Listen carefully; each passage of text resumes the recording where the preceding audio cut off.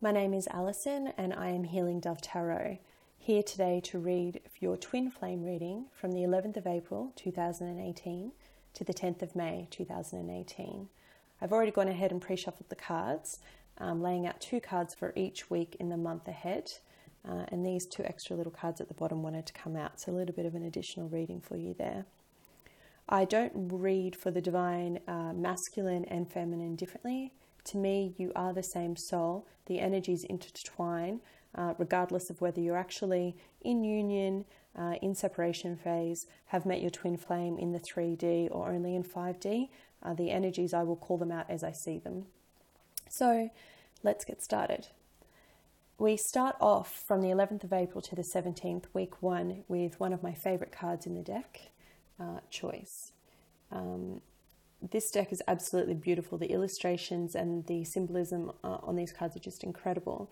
But in the traditional tarot, the card 0 was the Fool. It represents the Fool, the beginning of a new, the ending of a cycle, beginning of a new, taking a new leap of faith. And it couldn't be even more symbolic for the energies that are around us right now.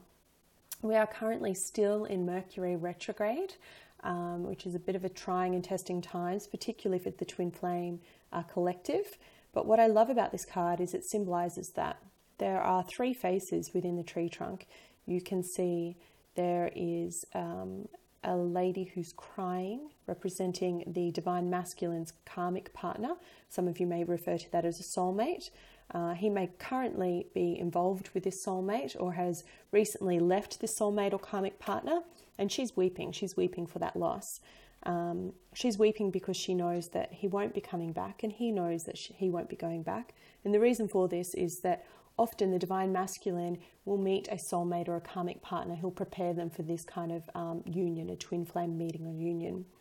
Her or his role in the divine masculine, because the divine masculine can be either female or male in gender in the 3D world as we know it, but the divine masculine, aka the runner, had this relationship, has this karmic relationship for a reason. It serves a purpose. It prepares him to be able to come into contact with his twin flame for union. And you can see next to the weeping karmic partner is a beautiful white face with a white dagger. And the white dagger, I'm not sure if you can see that in the camera, actually has some wings coming off it. This is the divine feminine. Beautiful energy there, cutting to the heart of the truth, the clarity.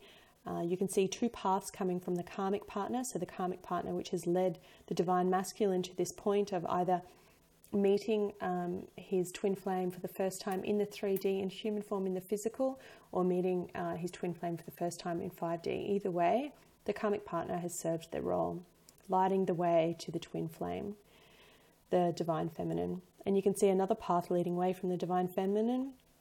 And at the very top of the reading, there is this face in the shadows, and that's the divine masculine. So 2 becoming 1, going off on a new journey. What I also like about this card and the rest of the symbolism is there is a snake here holding a light, a torch which lights the way. It's about rebirth and shedding the skin, having a choice, letting go of the past and beginning anew. The golden apple symbolizing everything that has been learnt, the wisdom that has been attained by following this path with the karmic partner, however long that may have been, and now taking that wisdom into the new connection with the twin flame. This card also was partnered with the 10 of Fire. Now, the 10 of Fire in traditional tarot is the 10 of Wands, and the 10 of Wands is all about typically reaching the end of a journey, being burdened by many thought processes, being burdened by many emotions. But what I love again about this deck is that it actually shows the chakra points. It shows the opening of those chakra points and the flames coming out of it. It's an awakening card. There's a lot of spiritual messages. The third eye is opened. And in combination with this card of choice, or the Fool and beginning, starting anew, it's showing that the divine masculine has been awakened by his twin flame. He's reached a point of spiritual enlightenment, thanks to her, that he hasn't experienced before in any other relationship. He can't go back no matter how hard he tries, no matter how far he may run and want to go back to his old life, to the security and safety of what he once knew. What's beautiful about this card is he's really coming into his own strength and own power. He's recognizing that he has his own intuition, his own thoughts. Even though he is part of a twin flame journey, it's about him awakening to the strength and power that he has within. And this is all happening on the 11th, again, the 11th of April to the 17th. He's weighing up his options, realizing that inaction at this point is a choice and it's not the best choice, acknowledging the past and the wisdom of the past for the lessons that it has brought him, and then making a choice about accepting his awakening. The 10 of Fire also talks about being a slave to outside forces. Now, what I mean by that is outside forces can be the material realm and egocentric items, such as the 3D world that most of the humanity lives in. And it's about taking command of yourself in life. It's about having that awakening. It's about evolving as a person who potentially lacked awareness beforehand and blamed other people for problems in their life, and now going, okay, I know that within me I have everything I need to achieve. It's a really beautiful energy there. It's like starting afresh, starting anew, showing the pathway to come through with the divine feminine in this twin flame journey, and accepting the awakening that's ahead. In week 2, so this is moving into the 18th of April to the 24th of April, we have firstly the card of knowledge. The card of knowledge, you can see here there's a man that's dressed in a beautiful red cloak, and he's holding a light in his hand. He's being guided. It's divine wisdom, it's divine light.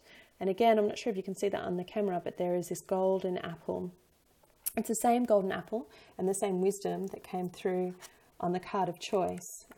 It's all the lessons and the wisdom that he's taking from him into this new path of knowledge, this new awakening that he's gone through. He's taking all of those lessons from his karmic partner, his soulmate, and he's bringing them into the now. The card of knowledge symbolizes more than that, though. It's a recognition of past experiences. It's about letting go of the guilt and shame and accepting wisdom for what he has been through. And this applies to the divine feminine as well. In the second week of April, we're really looking at our past experiences and understanding how that shaped us and who we are, and recognizing that this is a greater time for learning from those experiences and carrying them forward. It is partnered with the 7 of Air, and the 7 of Air is reversed, but I'll just let you look at this card for a moment. Again, some beautiful symbolism in the card. You can see here it's showing a man that's cloaked in almost the cloak of spirituality, of wisdom. There's the purple background and these beautiful white angelic wings that are coming out on the side. It's again another card of symbolism of awakening to your true self. He holds around his neck the dagger, that dagger of clarity that we saw in that first card of choice that's coming from the twin flame. Twin flame bringing through the wisdom of the path. It's reversed, however. So when it's reversed, 7 of Swords in traditional tarot, it speaks about us being cruel to ourselves. And in traditional tarot, it's generally about deception, being deceived, withholding the truth. And in this case, in this deck, it talks about withholding the truth from self. So it's almost like, I don't want to accept that awakening that I'm coming from. I don't want to believe that this is true, that this is happening for my highest good. I want to let that go and go back to my old life, my old comfortable life where things were certain, where my friends and family didn't think I was crazy, where I didn't think I was crazy, where it was much more of a safe place. But the truth is, once the divine masculine has connected with his twin flame, there is no going back. So the divine masculine, and for a smaller proportion, the divine feminine, you are awakening to your spirituality. The advice of this card is just to be gentle with yourself in the second week, from the 18th of April to the 24th. A lot of stuff's going to come up for you. A lot of this wisdom is going to show you how potentially your past experiences have shaped who you are, and how it may even be holding you back. So don't use cruel language to yourself. Be open to your spirituality and be gentle with yourself is the message of these cards in week number 2. Moving on to the third week, which is the 25th of April to the 2nd. This is really exciting. I was a bit excited when this came up. We have the card of union. The beautiful energy in this card. And just as I said that to you, I got an incredible rush of energy up through my spine, a tingle all over my body. On the card, you can see it is literally the divine masculine and feminine meeting together. They're in dragon form in this illustration. And it's showing the universe as the key of light. It goes through her body and the chakra points, and is rooted in the symbolism of the butterfly of transformation. It's a stunning card, a union literally meaning the literal word of marriage of mind, body and soul. It's showing that going through this process of awakening in the 25th of April to the 2nd of May, both the divine masculine and feminine are realizing that they are in control of their own divinity. They're giving recognition to the spiritual work that they've done, that they've fought against in the week prior, and finally coming to acceptance that this is what they truly want. It is coupled with the maiden. And the maiden in the traditional tarot is that of the Empress. The Empress represents the divine feminine, that really beautiful earthy energy. She is one of creativity and abundance and softness. And you can see here in the depiction, it's showing that she's already forged the pathway through. She's being followed by, there's some mushrooms and a little bit of a bunny there hopping through the woods. But again, the symbolism of the butterfly. So she's holding the pearl of wisdom. She's literally holding all of the wisdom of the universe in her hands. And she's paving the way for the divine masculine, saying, it's okay. You can trust this union. You can believe in this love. Follow me into the light. Very exciting times for twin flames who are wanting that reunion and connection. That is happening, and I can see it very clearly the week of the 25th of April to the 2nd of May. However, I do bear this with a word of caution. I am not guaranteeing that this union will last, depending on where you are in your twin flame journey, where you are in the cycle and how much healing you have done with yourself, depends on how long it will last. And I say that because as we move into the 4th week of the month, this is from the 2nd of May to the 9th of May, we have the 10 of Swords coupled with the card of healing. So the 10 of Swords, or the 10 of Air, talks greatly about being afraid. And it's in the reverse, in the upright position in the traditional tarot. It shows a man he's been absolutely knifed in the back. He's lying face down. It's game over. There are 10 swords in his back, and it doesn't look like there's any way of going forward. It looks like a cycle has ended, and that's it. It's time to move on. However, in the reverse, it's actually showing the opposite. It's showing the ending of that feeling and that energy in that cycle. And this is probably due to the union the week prior. But it's showing moving forward with love and grace.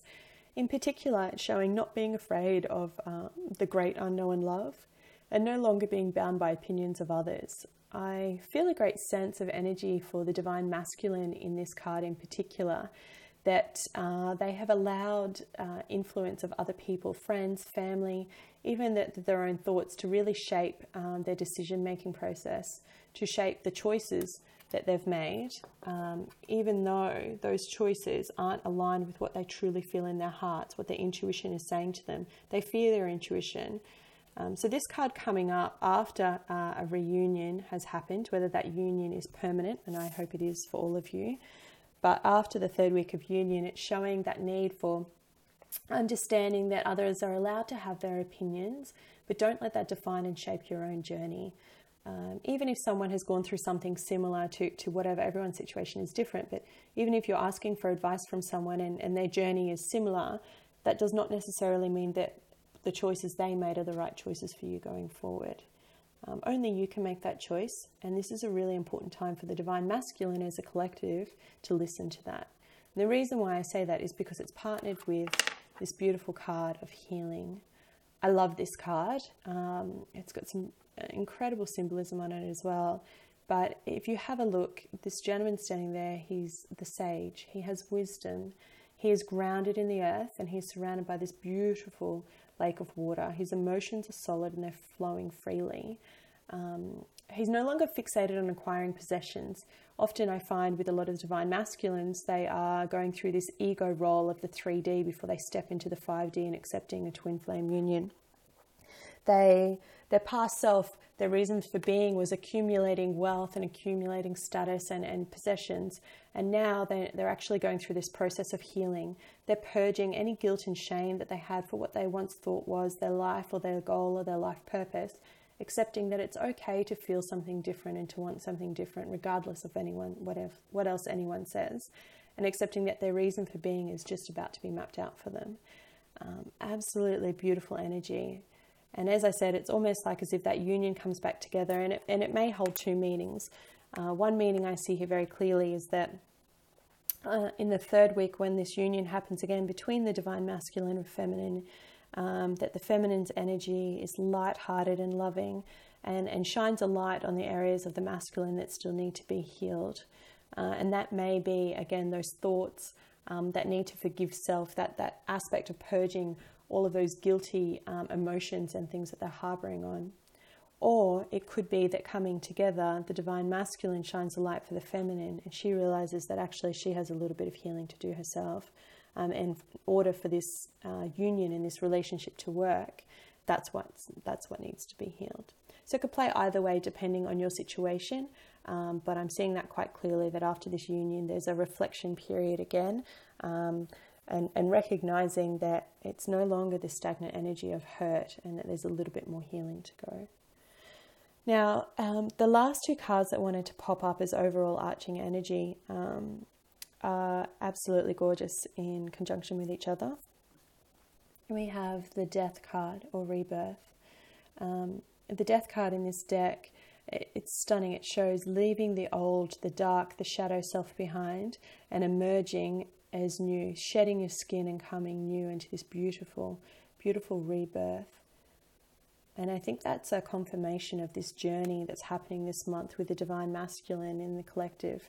It's making that choice, as I mentioned before, to actually leave behind that karmic partner, that soulmate, accept that that no longer serves them, even though there was love there and there is love there. But the role of that karmic partner or that soulmate was to prepare them for the true love of their lifetime, which is the twin flame, their divine masculine, the purpose that they need to fulfill for the greater collective of the humanity as it is today. And I think once they make that choice and accept the awakening that's coming through for them, even though they may try and deny it, they will have this beautiful death and rebirth by the end of the month. The more and the closer that they get to accepting it, and if you are a divine masculine watching this, the more healing you can do, the more healing and gratitude and kindness that you can give to yourself. Stop saying that negative talk and releasing any fears that you have about abandonment or fears about not deserving of this love, then the better you will be. And the quicker that you'll come to this gorgeous rebirth. And once you do, you will be presented with the King of Earth. So the King of Earth is all about being grounded. It is representative of the star signs, the astrological signs, Capricorn, Taurus, and Virgo. And it is the only star signs that are presentable here in this deck in this form as people. And the reason why the signs are important and why I mention them is because the signs of Capricorn, Taurus, and Virgo, the earthly signs, are all about being grounded. They are energies of people that no longer have insecurities or emotional baggage, that they don't allow their past to feed into their fears. They don't ignore their past either. They accept their past, and that's why they're a king. They accept their past and they step into the new, because they know, just like it was depicted here in this card and in the card of knowledge, they know that it's this wisdom that has brought them to the knowledge that they serve today. It's a beautiful energy coming through for you there. That was your reading. I hope it has helped you. I will pull for you one more additional guidance card. I used the Lightworker Tarot from Alana Fairchild. Hopefully it will give you some clarity and some wisdom. There we go. Thank you, universe, into where you're going. And the card that's popped out for you today is 44, 7th Ray of Ritual, Order and Ceremony. And this card for me, I don't know if you can see the artwork on it, it's absolutely stunning. It symbolizes a need about divine right order and divine right time. It is literally a card that speaks of ritual, as it says, and order, but more importantly about being active on this earth. It talks to letting go of what no longer serves you and moving forward in a new life. As the seventh ray enters your life, it asks you to balance any attachment to what you thought was once your life and be open to the new. It's a time to fearlessly question what has been and honor what continues to hold value for you. It's a gift. It's a gift with a message of unconditional divine love, and it feeds the need for sacred embodiment. This card can also represent a time of beginning or choosing to have a spiritual practice. And what I mean by that is engaging on something on a regular basis, whether that be daily prayer or daily journaling, a yoga session, meditation, a walk in nature, or a combination. You need to find what works for you. But by doing that, it allows you to kind of invite spirit into your life through a simple way, a gentle way, and allows you to open up to the awakening that's coming. Really beautiful message that's coming through there for you. And I think it speaks to what I was saying before about this awakening that's coming through, shedding go of all those fears, letting go and shedding all those fears of lack, of guilt, of shame, and raising your vibration so that you can have this beautiful union with your divine feminine. Gorgeous. I wish you love and light, and I will be with you again around the new moon to do your astrological readings. Peace.